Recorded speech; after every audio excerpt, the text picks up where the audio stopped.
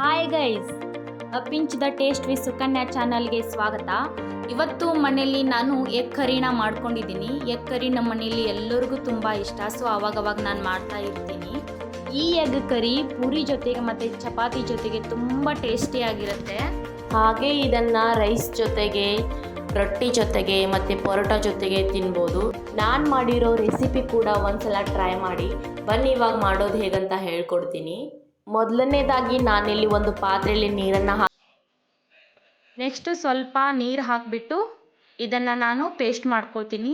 ತುಂಬ ಸಣ್ಣಾಗಿ ಪೇಸ್ಟ್ ಮಾಡ್ಕೊಳ್ಳಿ.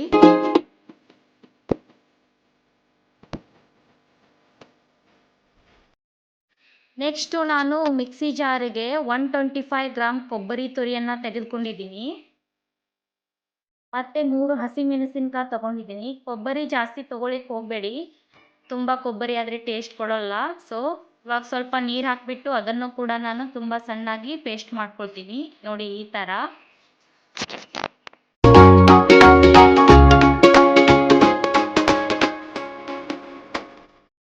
ಆವಾಗಲೇ ನಾನು 15 ನಿಮಿಷ ಎಗ್ಗನ್ನು ಕುದಿಲಿಕ್ಕೆ ಬಿಟ್ಟಿದ್ದೆ. ಅದರ ಸೆಪ್ಪೆನೆಲ್ಲ ಸುಲ್ಕೊಂಡ್ಬಿಟ್ಟು ಒಂದು ಪ್ಲೇಟ್ನಲ್ಲಿ ಹಾಕ್ಕೊಳ್ತಾ ಇದ್ದೀನಿ. ನಂತರ ನಾನು ಒಂದು ಎಗ್ಗನ್ನು ತೆಗೆದುಕೊಂಡು ರೌಂಡಾಗಿ 3 ಪೀಸ್ಗಳನ್ನಾಗಿ ಕಟ್ ಮಾಡ್ಕೊಳ್ತೀನಿ. ಹಾಗೆ ಉಳಿದ ಎಗ್ನೆಲ್ಲ ಕಟ್ ಮಾಡ್ಕೊತೀನಿ. 2 ಅಥವಾ 3 ಪೀಸ್ ಮಾಡಿಕೊಂಡ್ರೆ ಸಾಕು, ಜಾಸ್ತಿ ಮಾಡ್ಕೊಳ್ಳಿಕ್ಕೆ ಹೋಗಬೇಡಿ. ನೆಕ್ಸ್ಟು ಸ್ಟವ್ ಆನ್ ಮಾಡಿಬಿಟ್ಟು ಒಂದು ತವೆನ ಇಟ್ಕೊಳ್ತೀನಿ. ಸ್ವಲ್ಪ ಹೊತ್ತು ತವೆ ಕಾಯೋವರೆಗೂ ಬಿಡಬೇಕು.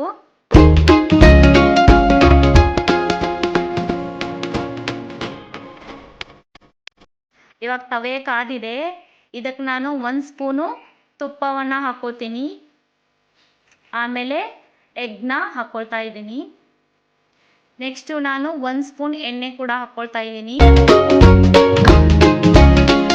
ಇದಕ್ಕೆ 1 ಸ್ಪೂನ್ ಅರಿಶಿನ ಮತ್ತು 1 ಸ್ಪೂನ್ ಖಾರವನ್ನು ಹಾಕಿಬಿಟ್ಟು ಮೀಡಿಯಮ್ ಫ್ಲೇಮ್ನಲ್ಲಿಟ್ಟು ಒಂದು 4 ರಿಂದ 5 ನಿಮಿಷ ಇದನ್ನು ಫ್ರೈ ಮಾಡ್ಕೋಬೇಕು. ನಿಧಾನವಾಗಿ. ಇವಾಗ ಚೆನ್ನಾಗಿ ಫ್ರೈ ಆಗಿದೆ. ಇದನ್ನು ಒಂದು ಪ್ಲೇಟ್ನಲ್ಲಿ ಹಾಕ್ಕೊಳ್ತೀನಿ. ಇವಾಗ ಮಾಡೋ ವಿಧಾನ ಹೇಗಂತ ಹೇಳ್ಕೊಡ್ತೀನಿ. ಇಲ್ಲಿ ನಾನು ಒಂದು ಪಾತ್ರೆನ ಇಟ್ಬಿಟ್ಟು 2.5 ಸ್ಪೂನ್ ಎಣ್ಣೆನ ಹಾಕ್ಕೊಳ್ತಾ ಇದ್ದೀನಿ. ಎಣ್ಣೆ ಕಾದ ಬಳಿಕ 1 ಸ್ಪೂನ್ ಜೀರಿಗೆ, 1 ಸ್ಪೂನ್ ಸಾಸಿವೆಯನ್ನು ಹಾಕಿ ಮತ್ತು ಅದರ ಜೊತೆಗೆ 2 ಚಕ್ಕೆ, 4 ಮೆಣಸು, 2 ಲವಂಗ, ಹಾಗೆ ಕಟ್ ಮಾಡಿರುವಂಥ 1 ಈರುಳ್ಳಿ ಮತ್ತು ಒಂದು 15 ಪೀಸು ಕರಿಬೇವನ್ನು ಹಾಕಿಬಿಟ್ಟು ಚೆನ್ನಾಗಿ ಒಂದು 2-3 ನಿಮಿಷ ಫ್ರೈ ಮಾಡ್ಕೊಳ್ತೀನಿ. ಸ್ವಲ್ಪ ಕಲರ್ ಬರೋವರೆಗೂ ಫ್ರೈ ಮಾಡ್ಕೊಳ್ಳಿ. 2-3 ನಿಮಿಷದಲ್ಲಿ ಕಲರ್ ಬರುತ್ತೆ. ಮೀಡಿಯಮ್ ಫ್ಲೇಮ್ನಲ್ಲಿ ಇಟ್ಕೊಳ್ಳಿ.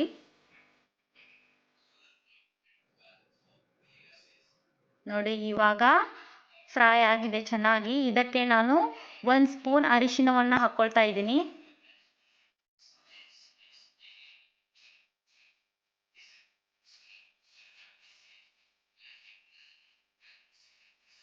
ಚೆನ್ನಾಗಿ ಫ್ರೈ ಆಗಿ ಹಸಿ ವಾಸನೆ ಹೋದ್ಮೇಲೆ ಮಸಾಲ ಪದಾರ್ಥನ ನಾವು ಪೇಸ್ಟ್ ಮಾಡ್ಕೊಂಡಿದ್ನಲ್ಲ ಅದನ್ನು ಹಾಕ್ಕೊಳ್ತಾ ಇದ್ದೀನಿ.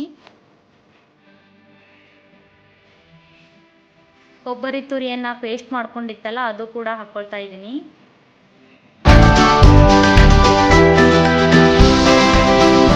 ಚೆನ್ನಾಗಿ ಸ್ವಲ್ಪ ಹೊತ್ತು ಮಿಕ್ಸ್ ಮಾಡಿಕೊಳ್ಳಿ.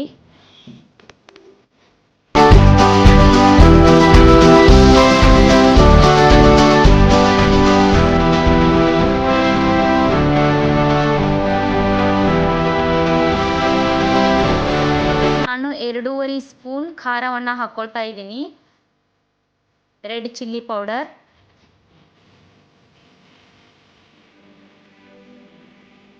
ಹಾಗೆ ರುಚಿಗೆ ತಕ್ಕಷ್ಟು ಉಪ್ಪನ್ನು ಹಾಕ್ಕೊಳ್ತೀನಿ.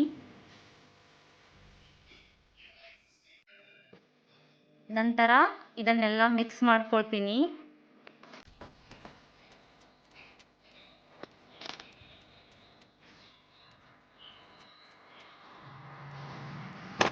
ಈ ಥರ ಒಂದು 2 ನಿಮಿಷ ಮಿಕ್ಸ್ ಮಾಡ್ಕೋಬೇಕು.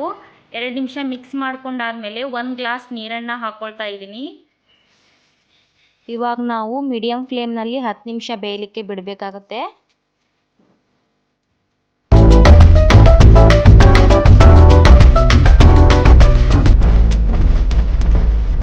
10 ನಿಮಿಷ ನಾನು ಕುದಿಲಿಕ್ಕೆ ಬಿಟ್ಟಿದ್ದೆ. ಇವಾಗ ಕುದಿದೆ. ಕೊನೆಗೆ ನಾನು ಫ್ರೈ ಮಾಡ್ಕೊಂಡಿರುವಂಥ ಎಗ್ಗನ್ನು ಹಾಕ್ಕೊಳ್ತಾ ಇದ್ದೀನಿ. ಪದಾರ್ಥ ಎಲ್ಲ ಬೆಂದಿದೆ. ಇವಾಗ ಕೊನೆಯದಾಗಿ ಎಗ್ ಹಾಕ್ಕೊಂಡಿರ್ತೀವಲ್ವಾ, ಸೊ 2ರಿಂದ 3 ನಿಮಿಷ ಬೇಯಲಿಕ್ಕೆ ಬಿಟ್ಟರೆ ಸಾಕು. ಕೊನೆಯದಾಗಿ ನಾನು ಇದಕ್ಕೆ 1 ಸ್ಪೂನ್ ಗರಂ ಮಸಾಲಾನ ಹಾಕ್ಕೊಳ್ತೀನಿ.